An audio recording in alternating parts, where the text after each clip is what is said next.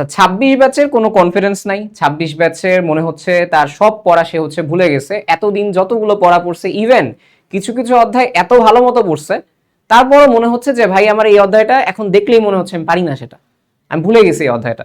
আর সমস্যা কোন জায়গায়, কি করবো এখন, এক্সামের তো বাকি নাই আর 10 দিনও নাই ঠিকঠাক। তো জিনিসটা হচ্ছে কি, এখন পুরো মেকানিজম বোঝো। মেকানিজমটা হচ্ছে যে তোমাকে এখন যদি আমি একদম এটার প্যাথোজেনেসিস বলি, প্যাথোজেনেসিস মানে কি, আমাদের যে মনে হচ্ছে আমাদের একটা রোগ হয়েছে, ভুলে যাওয়া রোগ, তাহলে এটা কেন হচ্ছে? এর প্রথম কারণ হচ্ছে ভাই তোমার টেনশন, আর কোনো কারণ নেই। তোমার অনেক সময় মনে হবে তুমি একটা অধ্যায় খুব ভালো পড়ছো, মানে হ্যাঁ আমি খুব ভালোভাবে পড়ছি এবং পড়ার সময় এত ভালোভাবে মনে পড়ছে, সবই ঠিক আছে।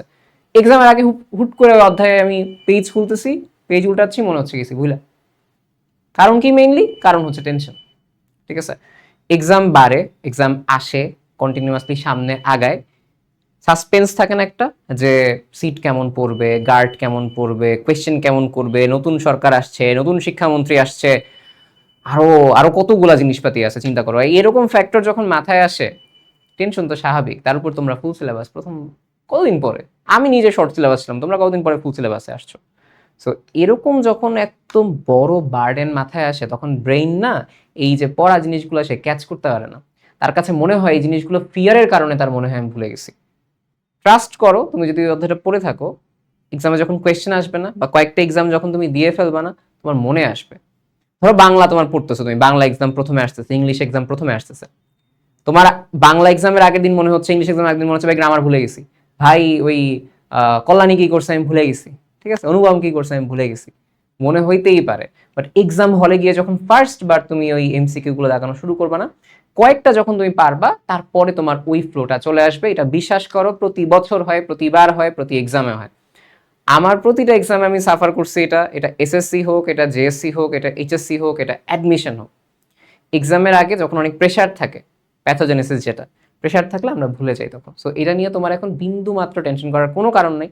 তুমি তোমার নর্মাল যে ফাইনাল রিভিশনটা, সেই ফাইনাল রিভিশনটা হচ্ছে দাও, ঠিক আছে। সো তোমার কনফিডেন্স লো করার জন্য ভুলে গেছি, এটা হচ্ছে দরকার নেই।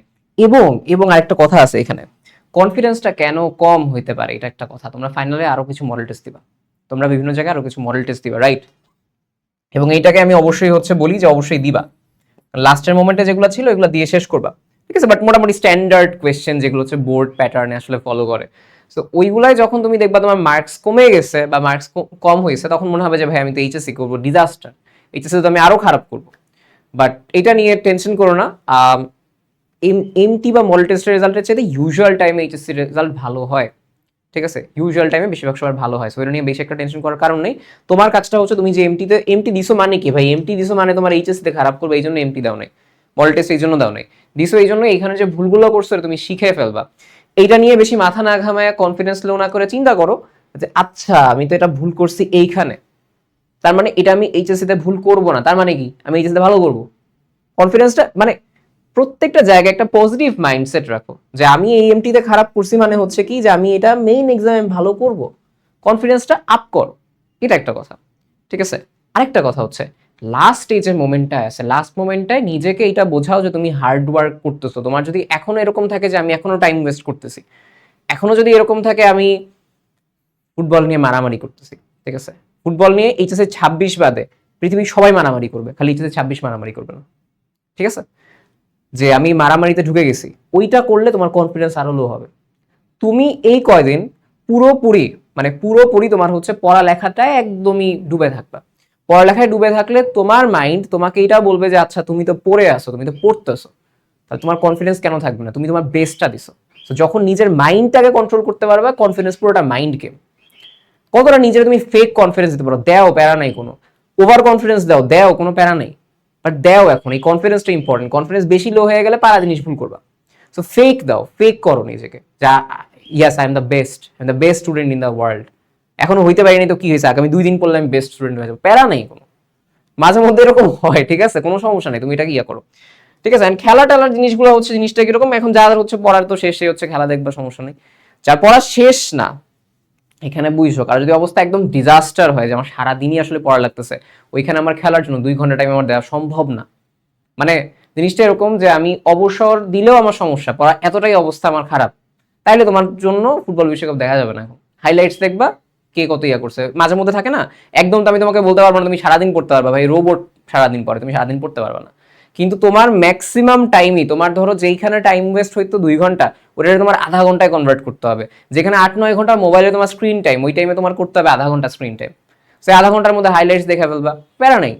মানে একদম তো তুমি দুনিয়া থেকে ওয়ার্ল্ডে আউট হয়ে যাবা, ভাল লাগবে না পার্সোনালি এটা। ঠিক আছে, যাদের হচ্ছে মোটামুটি একটু ফুটবল ক্রেজ কিন্তু অনেকে তোমরা আসো, আর যাদের নাই ভাই ফুটবল বিষয়কে বাদ দাও, এমনিই তো আসবে। তাই না, এইচএসসি দাও, এইচএসসি দিলে পরের বছর যখন তোমার ভালো কোনো জায়গায় বৈশা বৈশা তুমি হলে একসাথে হচ্ছে মানে কি দেখবা ফুটবল বিষয়ে, তো ভালো লাগবে, কথা হচ্ছে এটা। ঠিক আছে, একদম লাইফের কিছু বদলায় যাবে এমন না, এটা নিয়েও টেনশন করে না যে ভাই এইচএসসি আমার খারাপ হইলে মানে দুনিয়া উল্টায় যাবে। ভালো মানুষ প্রত্যেক জায়গায় করতে পারে, এটাও মাইন্ডে রাখো, ফ্যাক্ট এটা। বাট ভালো করলে এইচএসসি লাইফ তোমার সামনের কয়েকটা বছর অনেক স্মুথ যাবে, মানুষের কথা কম শুনবা। ঠিক আছে, সো কনফিডেন্সের জায়গা হচ্ছে কি যে ভাই তোমার দুনিয়া তো আটকায় যাবে না, কয়দিন একটু প্যারা খাইতে পারবো, আর দুনিয়া যেহেতু আটকায় যাবে না, আমি এর জন্য কনফিডেন্স কম করে, ওই কনফিডেন্স কমের কারণে আমি আবার এক্সাম খারাপ দিলাম, দরকার আছে? কোনো দরকার নেই কোনো। তাহলে ওভারঅল বললাম যে তুমি হচ্ছে এখন নিজেকে ফেক কনফিডেন্স দাও, এইটা এনশিওর থাকে তুমি পারবা, নিজেকে হচ্ছে পড়ালেখায় ডুবে থাকো, আরেকটা কাজ করবা, কিছু সহজ এক্সাম দাও। ঠিক আছে, সহজ কিছু এক্সাম দাও। সহজ এক্সাম বলতে আমি এই কাজ প্রতিটা এক্সামের আগে করি। প্রতিটা এক্সামের আগে করি বলতে কি ভাই, প্রতিটা এক্সামের আগে করি বলতে তোমাদের যারা সিনিয়র ভাইয়াপুরা ছিল, প্রত্যেক অ্যাডমিশন এক্সামের আগে আমি একটা এক্সাম নিতাম, কনফিডেন্স বুস্ট এক্সাম। ওইখানে আমি দুনিয়াবি যত সহজ প্রশ্ন আছে সব ওইখানে দিতাম এক্সামের আগের দিন। ঠিক আছে, সো সেম ভাবে তোমাদের এইচএসসি টাইমে আমি তোমাদের কনফিডেন্স বুস্ট এক্সাম নিব, লাইক বাংলা এক্সামের আগে এমসিকিউ রিলেটেড, যেহেতু আমি এখানে সিকিউ নেওয়া সম্ভব হচ্ছে না অনলাইনে, তাই না? সো এমসিকিউরই সবচেয়ে সহজ বিগত 5 বছরের যত সকল বোর্ড প্রশ্ন আছে, আর যেগুলো ফুল সিলেবাসের প্রশ্ন এগুলো 17, 18, 19 থেকে নিব আর কি। জাস্ট বোর্ড কোয়েশ্চেন নিব, বোর্ড কোয়েশ্চেনের মধ্যে সবচেয়ে সহজগুলো, সবচেয়ে রিপিটেড প্রশ্নগুলো নিব। তোমার কাজ হবে হচ্ছে তুমি ওই যে এক্সামের টাইম মোমেন্ট এগুলো সলভ করতেছো না, ওইটাই আমি তোমার দিব, আবার তুমি ওইটাই আবার সলভ করে যাবা, তোমার কাছে ফিল হবে ইয়াস আমি তো পারছি অনেকগুলো। তোমার আমি সিলেবাসও বলে দিলাম, সবকিছুই বলে দিলাম। ঠিক আছে, তো তুমি যখন এক্সামের আগে ওইটা দিবা, মানে আমার ক্ষেত্রে এটা হইতো যে এক্সামের আগে মাঝে মধ্যে এক্সামের সকালে বা এক্সামের আগের দিন এরকম টুকটাক ছোটখাটো সহজ এক্সাম দিলে কি হইতো, হাতে একদম ফ্লোটা চলে আসতো, এবং তখন আমি যখন নিজে একটা কনফিডেন্স বুস্ট আপ হইতো, আমি তখন তারপর এক্সাম দিতাম, বেশ ভালো এক্সাম হতো। ঠিক আছে, এটা কাদের ক্ষেত্রে এর আবার একটু সতর্কতা আছে, এটা ওষুধ দিচ্ছি, কিছু কন্ট্রা ইন্ডিকেশন আছে ওষুধের। যারা পরীক্ষার আগে এরকম ফিল করো যে ভাই আমার 1, 2টা বা 3টা ভুল হইলে আমি একদমই ডিপ্রেসড হয়ে যাই, তারা এক্সাম দিবা না। কিন্তু বেশিরভাগ ক্ষেত্রে এটা কাজ করে।